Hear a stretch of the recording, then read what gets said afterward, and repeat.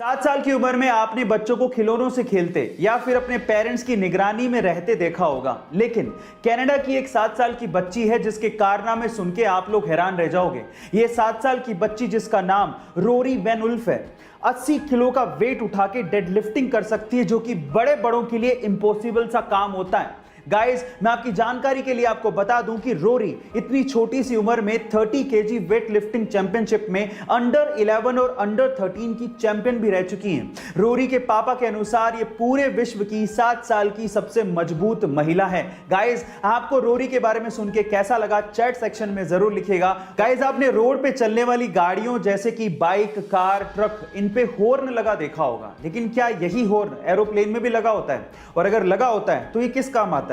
चलिए मैं आपको बताता हूं।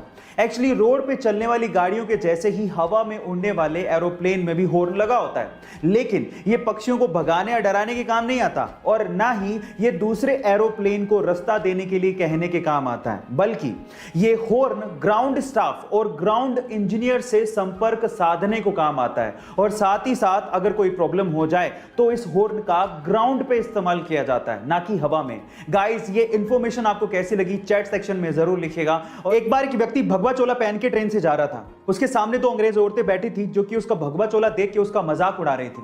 अचानक से दोनों अंग्रेज औरतों की नजर उस व्यक्ति के हाथ की घड़ी पे पड़ गई, जो कि थोड़ी महंगी लग रही थी। तो उन अंग्रेज औरतों ने सोचा कि क्यों ना इसे लूट लिया जाए।